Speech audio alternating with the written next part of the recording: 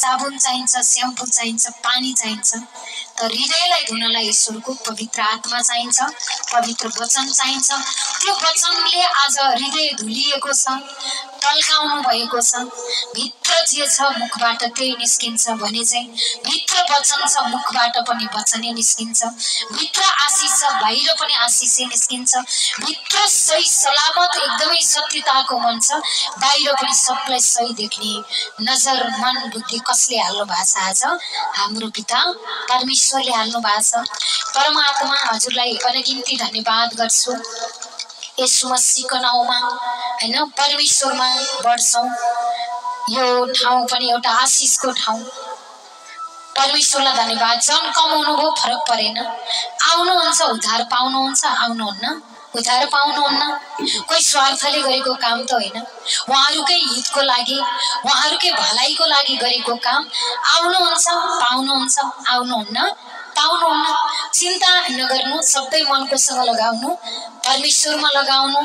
त सही चिज धेरै पनि चाहिँदैन। जसरी सूर्य कतिवटा छ हेर्नुहोस् त, एउटा मात्रै छ। एउटै सूर्यले कस्तो उज्यालो दिएको छ, कति ठुलो ताप दिएको छ। एउटै सूर्य आकाशमा लाग्ने चाँद के अरे त्यो जुनलाई हेर्नुहोस्, एउटा छ तर त्यसले सब ठाउँमा के दिएको हुन्छ? उज्यालो दिएको हुन्छ।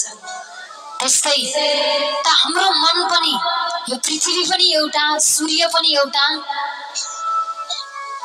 हैन, चन्द्रमा पनि एउटा। परमात्मालाई धन्यवाद। हाम्रो गुरु पनि एउटा, हाम्रो पिता पनि एउटा, हाम्रो मन पनि एउटा गर्नुहोस्।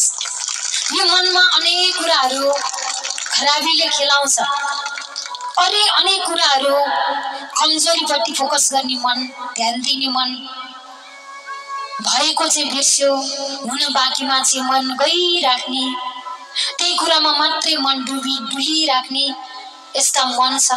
त त्यो मनलाई के गर्नु? हकारिहाल्नु, त्यसलाई राज्य गर्न नदिनु। चल हट, भाग, छोड, यो शरीरलाई छोडेर भाग, जा, तेरो लागि कोही स्थान छैन। म त ईश्वरको पवित्र सन्तान। परमेश्वरको पवित्र सन्तानमा परमेश्वरकै शक्ति रहन्छ, परमेश्वरकै ताकत रहन्छ, परमेश्वरकै महिमा रहन्छ, परमेश्वरकै कृपा दृष्टि रहन्छ। यो मन बनायो, परमेश्वरसँग मन उठायो, विश्वासमा दरिलो भयो। परमेश्वरलाई धन्यवाद। अरू सामर्थ्यका कामहरू पिताले प्रकट गरेर दिइसक्नुभयो। धन्यवाद पिता, भइसक्यो। तपाईले काम गरिसक्नुभयो। जो चाहिएको छ पाइसके। स्वस्थ जीवन चाहिएको छ, अगाडि रोगै रोग छ, जीवन स्वस्थ चाहिएको छ। रोगलाई बोलेर स्वस्थ जीवन कहिले पनि हुँदैन। स्वस्थ जीवनलाई बोलेपछि मात्रै स्वस्थ जीवन तपाईको अगाडि प्रकट हुन्छ। त्यसैले मैले जस्तै हाम्रो राधा नानुलाई बोलाएँ, अहिले मैले राधा नानुलाई बोलाएँ त राधा नानु आउनुहुन्छ। सुनिता म्यामलाई बोलाएँ, सुनिता म्याम आउनुहुन्छ। त्यस्तै त उन्नतिलाई बोलाउनुहुन्छ त उन्नति नै आउँछ। उन्नतिको शब्द बोल्नुहुन्छ, उन्नति आउँछ। चङ्गाई पाएको शब्द बोल्नुहुन्छ, चङ्गाई पाउनुहुन्छ। जगतको मालिकको सन्तान म, धनी पिताको सन्तान म पनि धनी भइसके भनेर रोप्न सुरु गर्नुहुन्छ अनि धनी शब्द बोल्न सुरु गर्नुहुन्छ। धनीपना परमेश्वरले अहिलेबाट ल्याइसक्नु भएको छ। परमात्माले त्यसैले भन्नुभएको छ, मरुभूमिमा पनि मैले मूल फुटाउँछु हैन। परमेश्वरले भन्नुभएको छ, आशिषको मूल फुटाउँछु। परमेश्वरले भन्नुभएको छ, तिम्रो लागि म महिमा दिन्छु। जसरी अब्राहम अनि अब्राहमको भतिज लोत दुईजना घरबाट निस्किँदा त खाली हात हिँड्नुभएको। जब अब्राहमले पाइला चाल्नुभयो, सब कुरा ईश्वरले दिन सुरु गर्नुभयो। किनभने अब्राहमले आफ्नो लागि आफू सोच्नु भएन। मेरो लागि सोच्ने मेरो परमात्मा हुनुहुन्छ। मेरो लागि हरेक कुरा तयार पारेर मात्रै मेरो परमात्माले मलाई यो बाटो देखाउनु भएको छ। उहाँले ईश्वर ईश्वरको काममा सन्देह गर्नु भएन, शङ्का गर्नु भएन, डराउनु भएन। हुन्छ कि हुँदैन कि भन्ने कुरालाई लिनु भएन। परमेश्वरले जो बताउनु भयो गरिहाल्नु भयो, टिपिहाल्नु भयो, प्र्याक्टिकल गरिहाल्नु भयो। तब घरबाट निस्किँदा खाली हात निस्केको मान्छे पछि परमेश्वरको आज्ञालाई वचनलाई प्र्याक्टिकल गर्दै जानुभयो। पुरा धन सम्पत्तिले एकदमै सम्पन्नशाली बनाउनु भयो परमेश्वरले। धन सम्पत्ति छ, अब सन्तान छैन। महिमा गरेको 25 वर्ष भइसक्यो, सन्तान छैन। सन्तानको लागि पनि परमेश्वरले चाहत हालिदिनु भयो। सन्तानको लागि प्रार्थना गर, माग भन्नुभयो, मनमा हालिदिनु भयो। त 69 वर्षको उमेरमा पनि सन्तानको सुख दिनुभयो अब्राहमलाई। कसले? परमेश्वरले। सब कुरा भयो, सब सम्पन्न भएपछि लोतलाई के लाग्यो? आरिस भयो, डाहा, जलेसी भित्रैबाट निस्किन सुरु गर्यो। परिवार के हो नि त, भतिज काका भतिज भनेको त परिवार के हो। परिवार भित्रैबाट के आयो? उसले पाएको उन्नति, उहाँको प्रगति, सबै कुरा सम्पन्न भएको देख्न नसकेर लोतमा के आयो त? लोभ आयो, घमण्ड आयो, ज्यालेसी आयो। अब दुईजना सँगै रहने अवस्था भएन। तब छुट्टिएर बस्नु पर्यो भन्दा त अब्राहमको मन खुल्ला दिल, जो ईश्वरमा भरोसा गर्नुहुन्छ मन खुल्ला हुन्छ, संसारमा भरोसा गर्नुहुन्छ मन खुम्चिएको हुन्छ। त्यसैले त लोतलाई अब्राहमले भन्नुभयो तिमीले रोज, पढेको चाहिँ म लिन्छु, तिमीले रोज भनेपछि लोतले के गर्नुभयो कि एकदमै हरियाली मलिलो जमिनलाई रोज्नु भयो। अनि मूलहरू भएको, पानीका मुहानहरू भएको।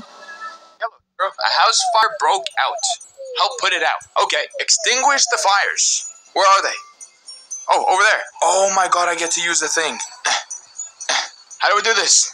Yeah! Dude, there's actual missions in this game. Do you understand how crazy good that is? Yes, sir! Nice! Quest complete. Okay, let's go see if we can do more hero stuff. I like being a hero. Let's test your flying skills. Yup, join me for a flight around town. Alright, let's do it, bro. Fly through the check. एकदमै उर्वरयुक्त भूमिलाई लोतले रोज्नुभयो। छाडेको जमिन अब्राहमको लागि कस्तो जमिन भयो? बाँझो जमिन, मरुभूमि, जहाँ एउटा बिरुवा पनि छैन, जहाँ कुनै चिजहरू उत्पादनै हुँदैन, उब्जनी गर्नै सक्दैन, त्यस्तो जमिन चाहिँ अब्राहमलाई पर्यो। त अब्राहमले मलाई किन यस्तो पर्यो यो गनगन गर्नु भएन। अब्राहमले यो विश्वास गर्नुभयो मेरो परमेश्वरले मरुभूमिमा पनि मूल फुटाउनुहुन्छ, मेरो ईश्वरले काम गर्नुहुन्छ, मेरो ईश्वरमा सम्भव छ। म खाली हात हिँडेकोलाई धनी बनाउनु भयो, सम्पन्नशाली बनाउनु भयो भने यो धनलाई भतिजले लग्यो फरक परेन, मलाई पनि भर्नेवाला तपाईँ हुनुहुन्छ। तपाईले काम गर्नुहुन्छ, तपाईले आशिष दिनुहुन्छ। विश्वास कोसँग थियो अब्राहमको? परमेश्वरसँग। लोतको विश्वास केसँग थियो? जग्गा, जमिन, धन सम्पत्ति, उर्वरयुक्त जमिनसँग थियो। लोतको जीवन स्तर जस्तोको तस्तै भयो, तर अब्राहमको जीवन स्तर परमेश्वरले के गर्नुभयो? मरुभूमिमा मूल फुटाइदिनु भयो। वचन पहिला दिनुभयो, काम प्रकट ईश्वरले गरिहाल्नु भयो। किनकि अब्राहममा के थियो? ईश्वर प्रति विश्वास थियो। त एकदमै आशिष नपाएर सुक्खा मरुभूमि जस्तो मन जीवन भएको छ। परमेश्वरलाई मान्नु, उहाँले हरियालीको आशीर्वाद हाम्रो जीवनमा दिइसक्नु भयो। परमेश्वरमा विश्वास गर्नु। तब त अब्राहमले के गर्नुभयो? ईश्वरमा भरोसा गर्नुभयो। मरुभूमिमा पनि मूल फुट्यो। त्यही एउटै बिरुवा उम्रिन नसक्ने जमिनमा लहलहाउँदा परमेश्वरले के गराउनुभयो? पुरा अन्न उब्जनी गर्ने आशिष दिनुभयो जमिनलाई पनि। जमिनमा पनि आशिष कसले दिनुभयो? परमेश्वरले। एउटा जमिनलाई आशिष दिनुहुन्छ भने तपाईँ हामी उहाँका सन्तान, हामीलाई आशिष दिनु भएको छैन र? भइसक्यो, धन्यवाद पिता, पाइसके यो मन गर्नु।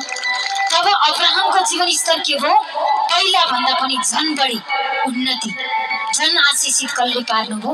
परमेश्वरले पार्नुभयो। किनकि अब्राहमको उन्नति देखेर लोत जलेको थियो, जल्नेलाई जलिरहनु पर्ने भयो। तर अब्राहमको जीवनस्तर केही नहुँदा, रित्तिँदा, नाङ्गिँदा, अब त्यस्तो मरुभूमि पर्दा पनि भरोसा ईश्वरमा गर्नुभयो। परमेश्वरले के गर्नुभयो? हरियाली जीवन दिनुभयो। फेरि पहिला भन्दा पनि डबल गुणा धन सम्पत्ति, डबल गुणा आशिष, सन्तान, सब कुरा, सुख शान्ति, सब कुरा कसले भर्नुभयो त? परमेश्वरले भर्नुभयो। त्यसैले परमेश्वरमा ख्याल ठट्टा हुँदैन, परमेश्वरको ठट्टा हुँदैन, परमेश्वरको महिमा यो ख्यालको कुरा होइन। जसले गहिरोसँग हृदयमा राख्नुहुन्छ यो वचनलाई अनि मुखबाट बोल्न सुरु गर्नुहुन्छ, उहाँको जीवनमा मानिसले गर्न नसकेको काम, असम्भव आश्चर्यजनक काम अहिले वचन खानुभयो, अहिले परमेश्वरले प्रकट गरिसक्नुभयो। त धन्यवाद गर्छु परमात्मा, हजुरलाई अनगिन्ती धन्यवाद गर्छु। यीशु मसीहको नाउँमा समय त गइसकेको छ हैन। परमात्माको योजना वचन त एउटै पनि काफी छ हृदयमा राख्नेहरूको लागि, चल्नेहरूको लागि, भन्नेहरूको लागि। त्यसैले आजको यसै महिमालाई सञ्चालन गर्नुहुने हाम्रो केशर बाबु अनि हाम्रो शर्मिला म्याम हजुर, परमात्माको एकदमै आशीष